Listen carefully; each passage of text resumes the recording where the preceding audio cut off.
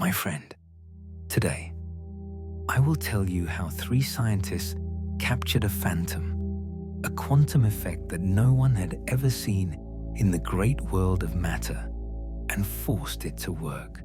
I continue this journey for you, so support the channel with a subscription and write under the video which topic you would like to hear next. Extend your hand, carefully touch the wall in front of you. Feel how the cool surface and its fine, rough textures settle against the pads of your fingertips, how its firmness responds with a quiet push into your palm. Simply exists, undeniable, composed, calm dot. Like a guard made of atoms, it separates you from the outer space, clearly, without argument.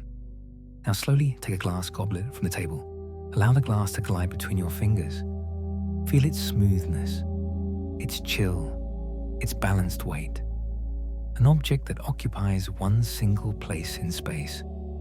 You will touch it lightly, and it will answer with a clear, crystalline ring. You will unclench your fingers, and, obeying reliable laws, it will fall. It will shatter, like a reminder of gravity, of order that we do not notice, but rely upon. The wall is solid, the goblet is whole, and these are the simple truths we accept without a second thought. They hold together our everyday world like a frame. From a child's collision with the corner of a table to the grown-up roads where we learn to steer, from the drawings of engineers who raise tower after tower of concrete and glass to the familiar steps up a stairwell, all our sensations and experiences confirm one thing over and over again. Reality is reliable, it is predictable, and it seems to be stitched together from transparent chains of cause and effect into a safe net. We live in its rhythm, breathe in its tempo, and rarely question its firm rules. But imagine, just for a moment, without fear, that this solidity and certainty could turn out to be a large-scale collective illusion, a convenient average of our experiences. Imagine that at the deepest level, beneath familiar surfaces, there hides a world of probabilities, ghostly states, and unexpected passages through barriers, as though walls sometimes forget to be walls. Imagine that the strength of barriers is born only from the fact that countless atoms, as if secretly conspiring under the name common sense, for a moment renounce their strange freedom, the ability to appear anywhere when conditions allow. It sounds like fiction, or like the shadow of an ancient mystical philosophy.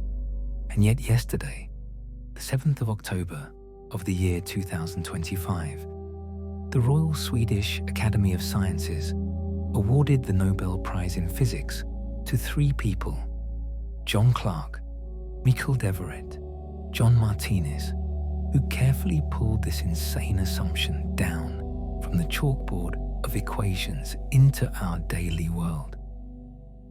This is not just an award.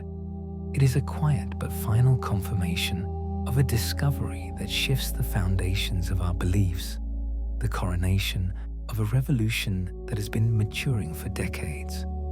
Slowly, like ice cracking in spring. In Stockholm, in the Golden Hall, where the sound of footsteps echoes beneath the vaults, the Secretary General of the committee pronounces their names in an even voice, and outside, the world goes on as usual. Traffic stretches on, phone screens blink, someone wonders what to make for dinner. But within the circles of physicists, a brief, almost invisible pause, like the held breath between inhale and exhale. For it is not a clever piece of equipment that has been honored, nor simply an invention, but the first truly clear glimpse beyond the edge of the veil behind which another order begins. They could be called pioneers who lifted the corner of the covering, or tamers of ghosts. But it would be more accurate to say this: they established a very pure mirror in our macroscopic world. And when they raised it, the reflection revealed not a classical, orderly landscape, but an apparition from the quantum dimension. Their experiments have shown beyond dispute an object made of billions of atoms, visible to the naked eye, can, under extraordinarily pure and extreme conditions, behave like a single atom. A thing ceases to be just a thing. It becomes a macroscopic quantum state.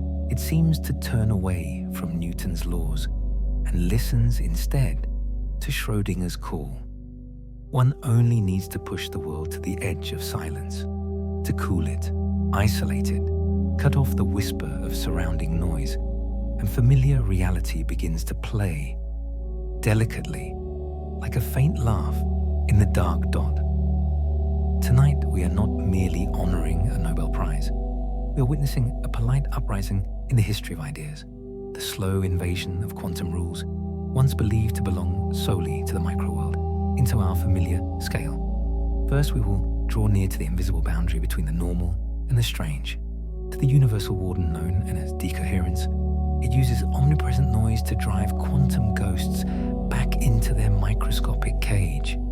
Then we will trace how these three men, in a laboratory colder than interstellar space and lonelier than a late desert, step by step build conditions in which the ghost does not flee but stays, and in the end submits to gentle control. And even more important, we will see how this tamed ghost, released and carefully directed through a technological revolution called quantum computing, begins to transform our capabilities.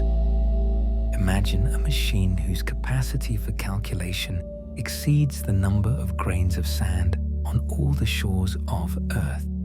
It sounds like a fairy tale, and yet it is precisely towards this future that they have opened a door, the key hidden inside a superconducting circuit that they were the first to subdue. This is not only a story about the past, this is a story about now and about us, about what we step on every day and from what our certainties are made. This is a story of warning and a story of prophecy. Once we touch the basic code of the universe, everything becomes possible. Both paradise and abyss, both paths stretch side by side. You are ready. We set out now, slowly, without haste, with breath that grows steady. To understand why this prize is so revolutionary, we must return a century back, to the quiet yet stubborn inner war within physics itself. A war not fought on battlefields, but between laws that lay claim to final authority. The first world, the classical kingdom, a dawn-lit garden crowned by Newton, where certainty and causality reign. Here, an apple falls straight down. Planets move in curves that can be written by formula. A ball you throw draws a predictable arc in the air, and all this simplicity gives birth to trust. The laws of this world continue the logic of common sense. Bodies have positions and velocities. Events have causes and effects. Everything is firm, assembled, calm. From the pulse in arteries to the rotation of spiral galaxies, it seems no other order is needed, as though it always was and always would be. But about 100 years ago, scientists looked deeper, beneath the skin of the atom, and found themselves in places where intuition walks barefoot and carefully feels its way. In the micro-world discovered by Planck, Heisenberg, Schrödinger, the laws of the classical garden seem to lose their rigor. They become flexible, like branches bending under snow. Here, solid ideas dissolve. The electron ceases to be a tiny ball. It becomes rather a cloud of probability. Until it is observed, it is not somewhere. It is everywhere. It overlays all possible paths at once. Causality in its usual form weakens. The decay of a radioactive nucleus happens without a cause, like an event that has only a chance, not an explanation. Einstein worried. He said that God does not play dice, yet the world, it seems, did and does, calmly, without haste, dot among the wonders of this realm. One is especially important for our story: quantum tunneling. Imagine a mountain between points A and B. In the classical world, one must climb the height, pay energy to cross the pass. But in the quantum world, a particle can disappear at the foot of A and appear beyond the mountain in B, as though the mountain were not an obstacle, but a stage prop. It did not climb, did not carve a tunnel. It used the probabilistic nature of reality and passed through. It is like a ball that you throw at a wall again and again, and after countless collisions one day, it does not bounce back, but shows up on the other side, as though the fortress became transparent, just long enough for a miracle dot. There is another oddity, that which Einstein called spooky action at a distance: quantum entanglement. Two particles that once touched each other, even when carried to the edges of the universe, remain bound, like twins who wink through sleep. Measure one, and the other adjusts in that very moment, as though space does not matter, as though light is not a limit, but only a guideline. Such connections are difficult to grow accustomed to, and yet they simply exist, like the steady murmur of rain outside a window at night, dot. So we lie calmly, we listen, and we feel that familiar reality does not break, it merely grows wider. It adds quiet rooms, where laws whisper softer than in daylight, and we learn to hear this whisper, without haste, step by step, allowing ourselves to wonder just enough to fall asleep more peacefully, knowing that even when the world plays, it still holds us, gently, in the warm palms of probability. Those countless Cooper pairs are no longer just a crowd of individual particles. They act as a single whole, sharing one common quantum wave function. Like one breath of a great ensemble, they become a gigantic quantum collective, a super atom, formed from innumerable electrons, behaving like an elementary particle, exactly the macroscopic support scientists needed, a large body with an innate tendency toward collective quantum behavior, and yet a pure superconducting loop, no matter how remarkable it may be, remains a predictable classical object. Current flows through it smoothly and calmly, as though along a polished riverbed. To awaken within it the dormant quantum spirit, a disturbing stroke is needed, a trial that forces its true nature to reveal itself. That stroke becomes the key element of our story, the Josephson junction. Its structure is almost offensively simple. Into a tiny segment of a superconducting line, a film of insulator is inserted, as thin as the wing of a mayfly. The thickness of the layer is 1 to 2 nanometers. For classical intuition, this is an absolute wall, as if a solid barrier was suddenly placed in the middle of a perfect highway. Classical physics would declare without hesitation, no matter how powerful, no legion of Cooper pairs could cross that barrier. But in the year 1962, Brian Josephson predicted, under the regime of superconducting order, the wave function of this macro particle does not abruptly end at the insulator. Part of it penetrates the barrier, and with a certain probability extends to the other side.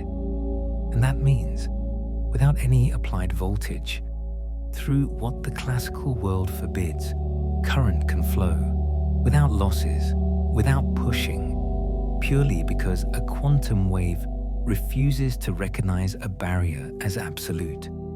For this far-sighted prediction, in the year 1973 came a Nobel Prize and new doors into practice. It was precisely this otherworldly passage, this neat loophole of the universe, that Clark, Deverett, and Martinis used. They designed and fabricated a microscopic superconducting loop with a Josephson junction, a tiny ring, only micrometers in size, almost invisible to the naked eye of our world, and yet gigantic compared to a single atom. Billions of atoms in a barely noticeable circle. The stage is set, and the actors stand ready. They immerse this tiny loop into their temple of cold and silence, and begin a courteous conversation with the fundamental laws without shouting, without brute force. They do not push the legion through the barrier with strong voltages. Any sudden motion would instantly awaken the watchman of decoherence, and the fragile dream would shatter to dust. Instead, they work with microwave pulses, weak, precise, like a whisper, each one lasting just long enough to nudge the face slightly, to adjust energy levels, to set the pendulum of the junction into motion, inviting the system into superposition. Gradually, delicately, without abrupt gestures, they teach the loop to respond, to enter and exit states, like a musician who tunes a string until it sings a pure note. At that moment, the collective nature of Cooper pairs becomes decisive. The entire dance floor moves in unison. A wave of order passes through the barrier, and the two halves of the loop are bound by one shared breath of phase. Thus is born an artificial atom, a quasi-two-dimensional world where energy is arranged in discrete steps, where one may touch a chosen level directly, bypassing others, where quantum logic receives a real, man-made carrier. In this quiet shelter emerge states of superposition and entanglement inside a macroscopic body, not on a chalkboard of equations, not only in the void of the microworld, but here in a ring of metal that glows only in the eyes of instruments.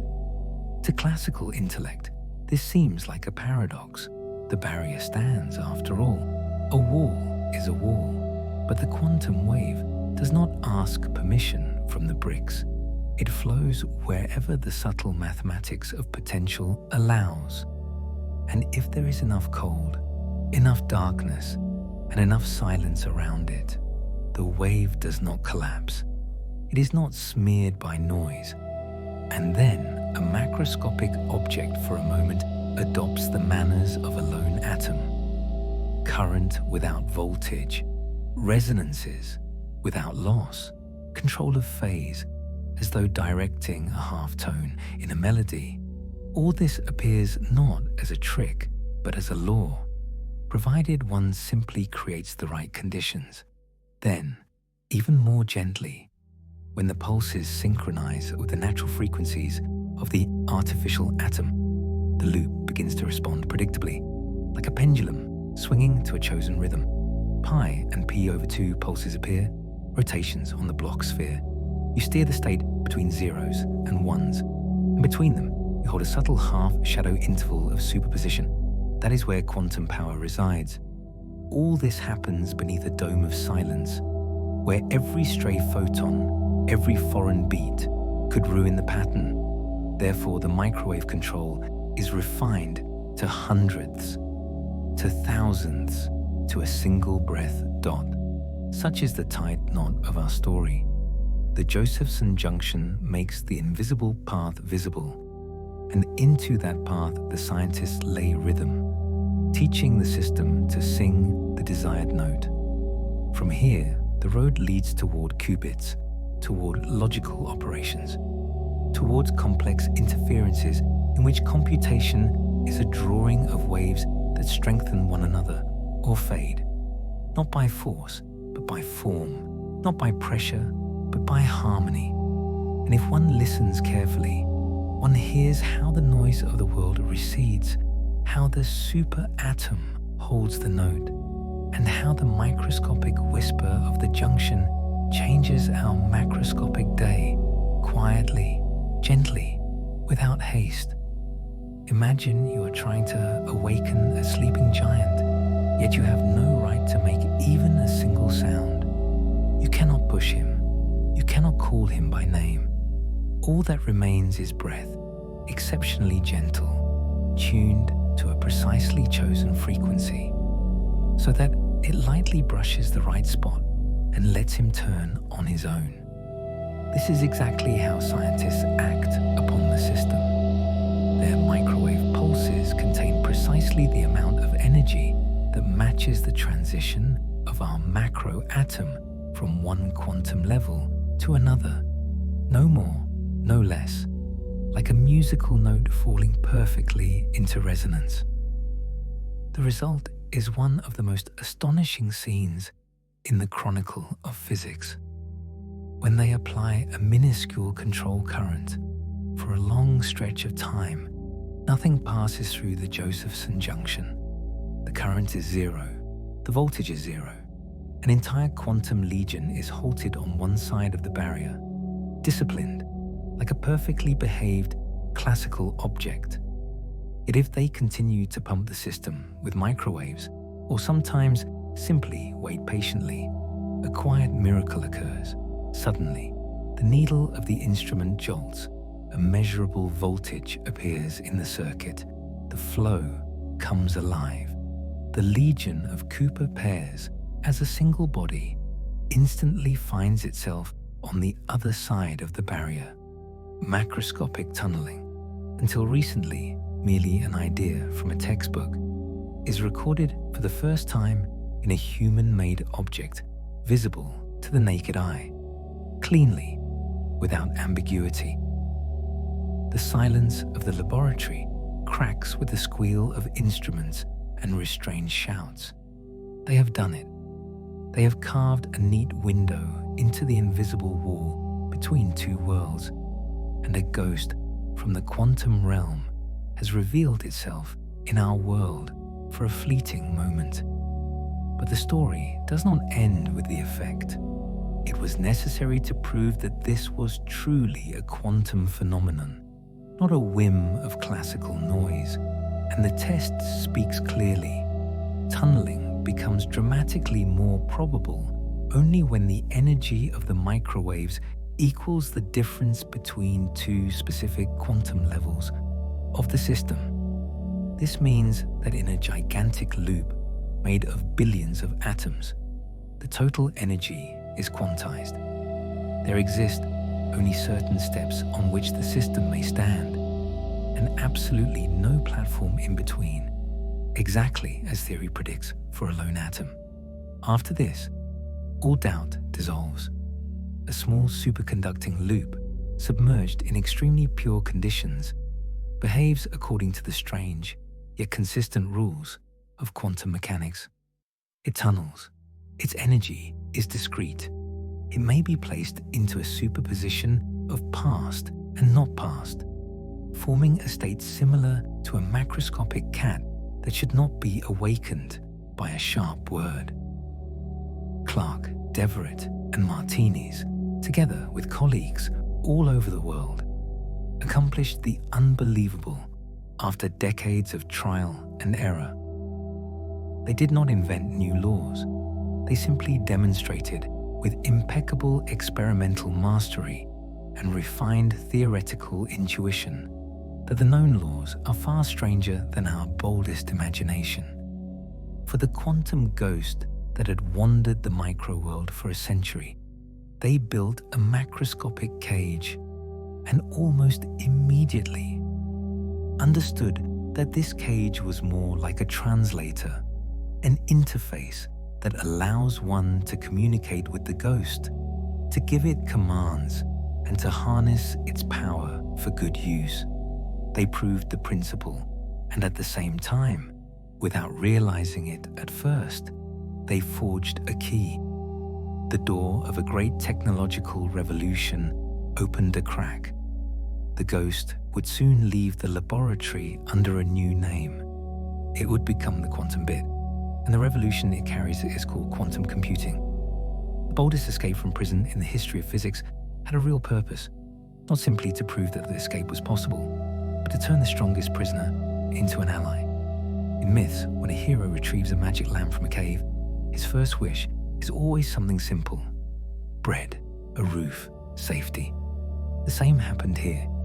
When Clark, Deverett, and Martinis captured the macroscopic ghost, the first wish granted by the tamed genie turned out not to be a fantasy of a distant tomorrow, but a powerful practical tool of today.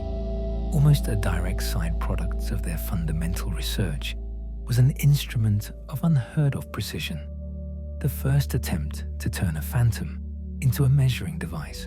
Its name, Superconducting Quantum Interference Device, briefly known as SQUID. And once again, the story begins with that same neatly constructed loop with a Josephson junction. Only now, a very different melody is played. It turned out that when the loop exists in a superposition of past and not past, its sensitivity to an external magnetic field soars to nearly incomprehensible heights. This is no longer our everyday intuition. This is the realm of quantum magic. Imagine a windless lake.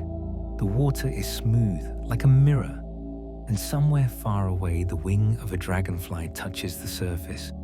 A ripple runs across the entire lake, barely perceptible, yet everywhere at once. The squid does not feel the water. It feels the waves of the magnetic field. The enormous legion of Cooper pairs shares a single wave function that wraps around the entire loop. And any magnetic breath, even the faintest one penetrating the contour, causes a measurable phase shift in this macroscopic state, quiet but precise. The effect is so exquisitely delicate that the squid is able to detect changes of magnetic flux at the level of flux quanta, the smallest indivisible packets of magnetic reality.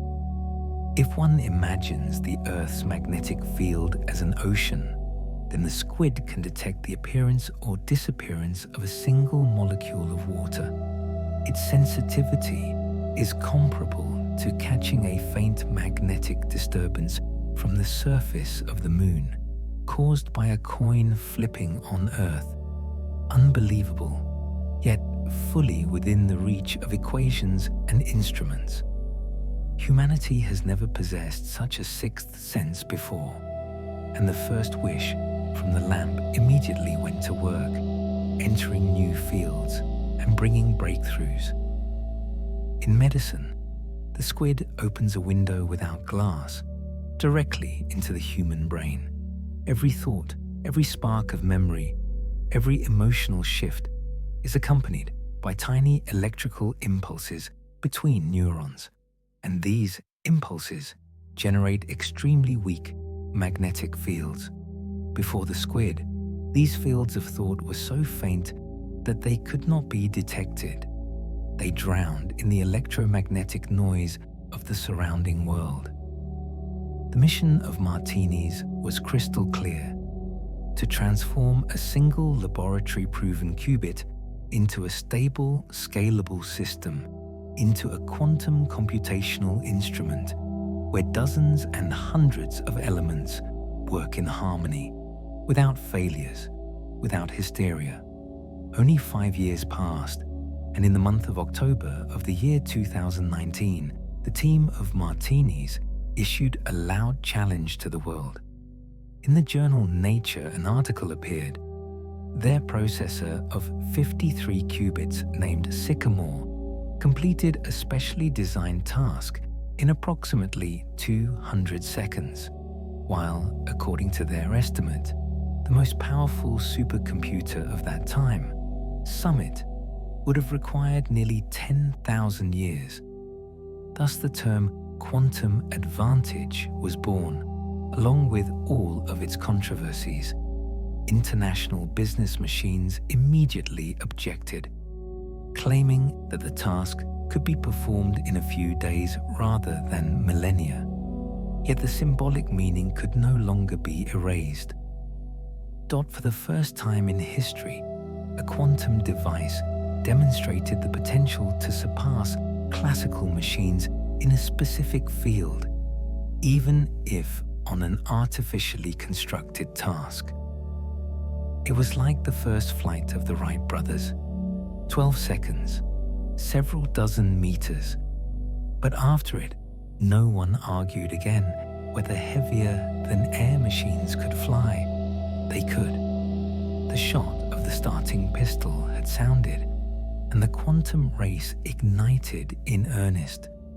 Nations and technology giants seemed to awaken. They understood. This is not distant science fiction. It is nearly tomorrow. Investments jumped from millions to billions, and then to tens of billions. And all of this was no longer pure science, but geostrategy, economic security, and a debate about the hierarchies of tomorrow. What is this unimaginably expensive struggle for? What does the quantum lamp truly promise? First, the bright side, an era liberated by computational power. In medicine and pharmaceuticals, we still do much by trial and error, synthesizing thousands of molecules, testing, rejecting. It is long and costly. The reason is simple. The electronic structure, even of modest molecules, is too complex for classical supercomputers. A quantum machine, which lives by the very laws that govern the molecule, simulates in the native language of nature.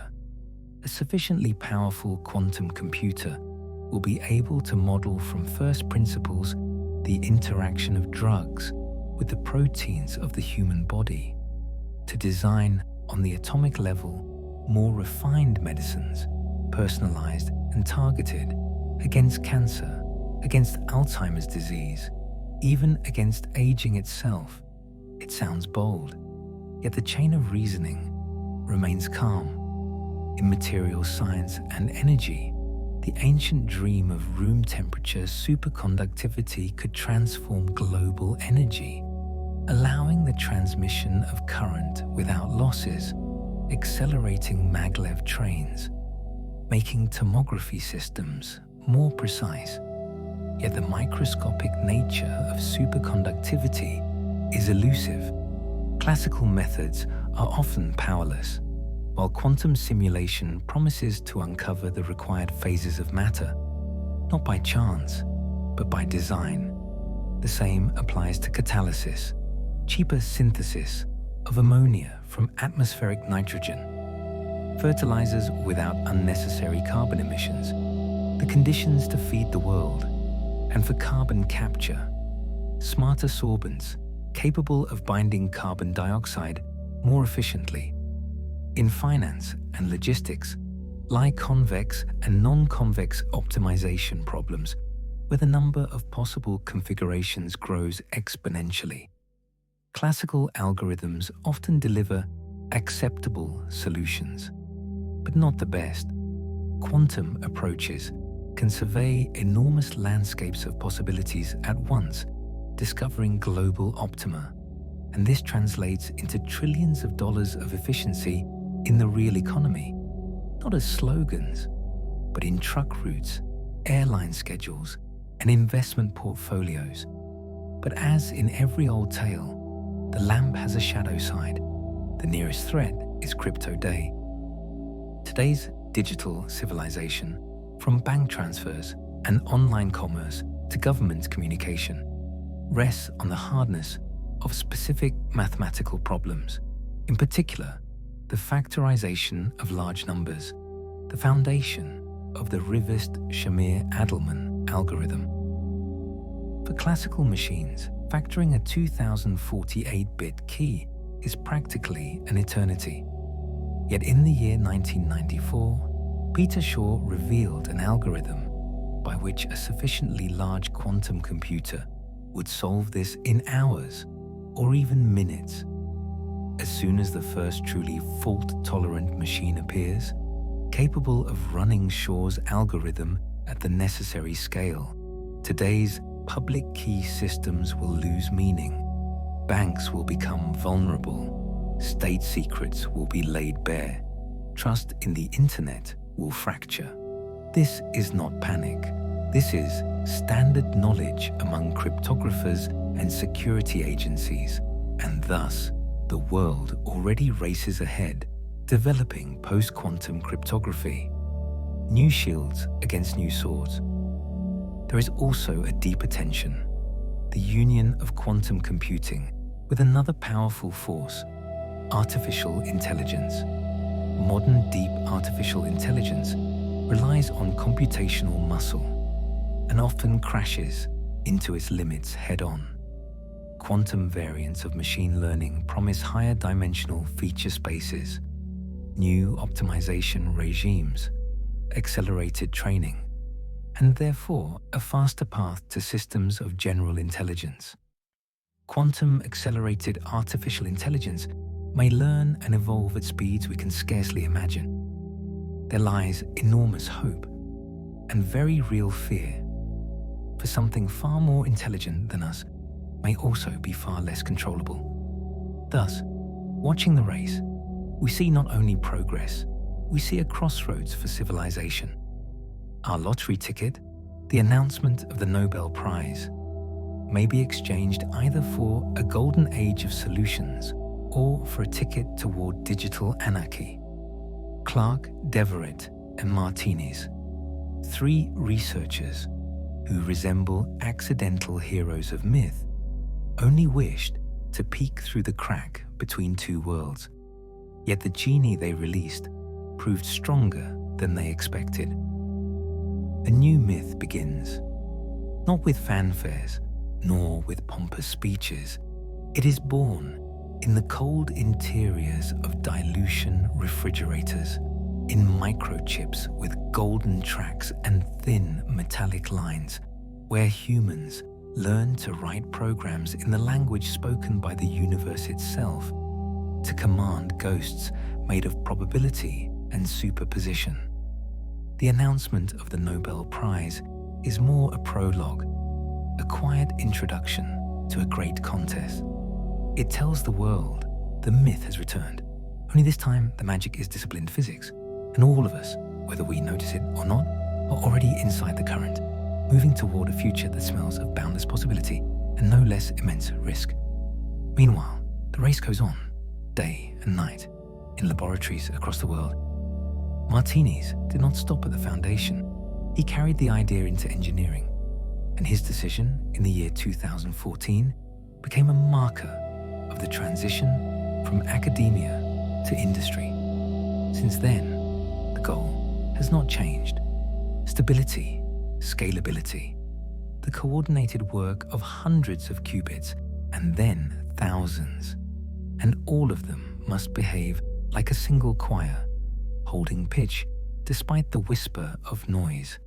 Every additional qubit and every new 9 added to the measure of reliability is another millimeter of road, and this road is built in silence, close to absolute zero, where every stray photon is like a pebble in the mechanism. We look closely and we breathe steadily, for we understand the next lines of this myth are being written by us, by our careful decisions, by our desires, and by the boundaries we are prepared to uphold, calmly, yet firmly. Our story began with a crack in reality, a tiny opening that 3 physicists carefully carved inside a laboratory to peer into the quantum trap. Decades passed, and the crack widened into majestic doors. We no longer peek through a slit, we step inside, and we are learning to become the masters of the order that lives there. Let us return to the essential idea. Reality is an illusion. This is no longer an unsettling philosophical suspicion. It is rapidly becoming the technical manifesto of our time. When we build quantum machines, it is as if we are granted administrator rights to the operating system of reality. we stop being satisfied with the user interface of classical physics and begin to call the lower application programming interfaces of the universe, writing programs directly in the language of superposition and entanglement. Once the immovable wall of decoherence, the cosmic overseer has, in the hands of engineers, become a controllable translucent veil.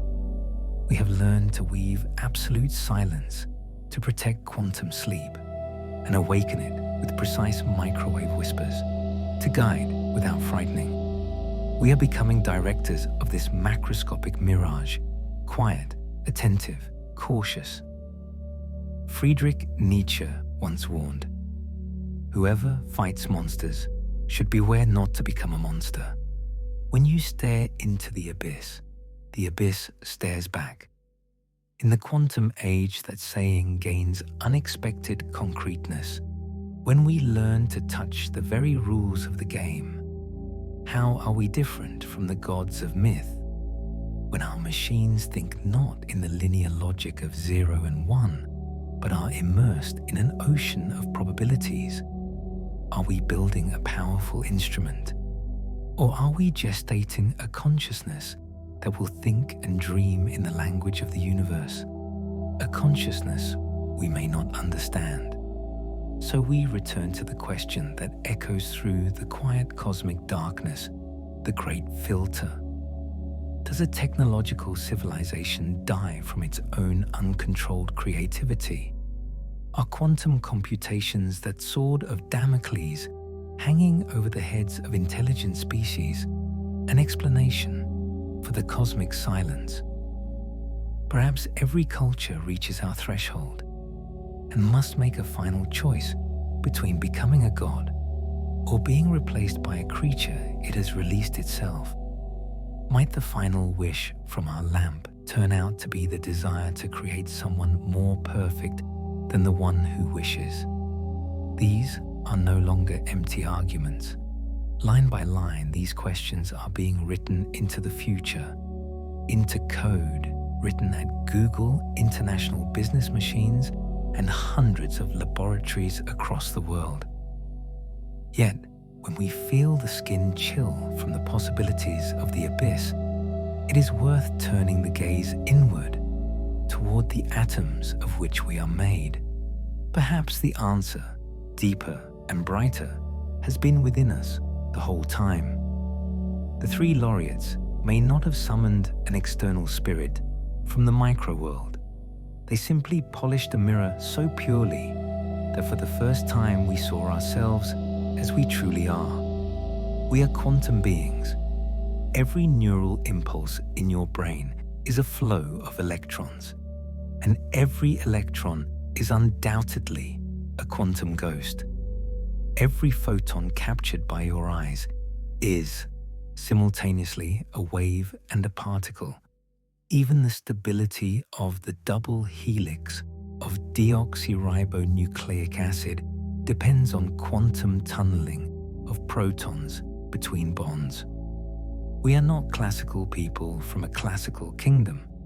We are complex cooperatives of microscopic marvels, collectives stitched together from billions of quantum events. Our sense of self is the most astonishing macroscopic quantum phenomenon, a coherent experience woven from tens of billions of neurons, micro machines governed by quantum rules. We do not feel our own quantumness because our warm, wet, constantly interacting brain is a perfect ocean of decoherence. It continuously collapses possibilities into a steady flow we call thought. From this perspective, we're not creating an alien quantum world. We are learning to converse with our own deepest nature. To build a quantum computer may not mean gestating an extraterrestrial consciousness, but instead creating an extension of our own, an interface that speaks its native language, a tool that will help the biological quantum brain comprehend the wider cosmic quantum computer within which we were born. So let us return to the beginning, to the wall. We do not pass through it not because we are not quantum, but because, for an ensemble of roughly 10 to the power of 27 atoms, the probability of collective tunneling as a whole is negligible, nearly zero over the age of the universe. Our classical nature does not oppose quantum nature. It is the statistical necessity of large numbers. The genius of Clark, Deverett, and Martinez lies in finding a detour. In the world of superconductivity, countless particles may be persuaded that they are a single body. By condensing billions of atoms into a unified macroscopic quantum state, they raise the probability of a collective miracle, moving the event from the category of cosmologically rare into the realm of laboratory observation, repeatable again and again. They broke no law. They made use of its most delicate clause. So when we celebrate the Nobel Prize of the year 2025, we mark not only the beginning of a technological revolution, we celebrate a profound act of self-discovery. We better understand now. We do not live inside the universe. We are a part of it, the part through which the universe thinks, feels, and creates. We, and our entire cosmos, have always been that quantum ghost dancing between the real and the possible. We had simply grown accustomed over billions of years to stare at the classical reflection painted by decoherence, and we nearly forgot our true face. Tonight, when we once again lift our eyes to the sky, to the map of stars and galaxies, it may be only the concrete result of a particular execution in a final quantum machine. In other realms of possibility, the universe may be nothing like this one, and we, brief ensembles of consciousness made of stardust, stand at a unique point. We have already learned to harness fire, to cultivate land, to fly. Now we are learning to dance with our own shadow, with our inner quantum ghost. The steps of this choreography we are only beginning to learn. Within it, there is risk and limitless hope. It may lead us to forms of consciousness we cannot imagine, or spin us into an uncontrollable pirouette. But the road back is closed. The lamp has been rubbed. The genie awakened. The story does not end. It is only entering its most fascinating act, quietly, with steady breath, in darkness near absolute zero, where at last we speak with the universe in its own language.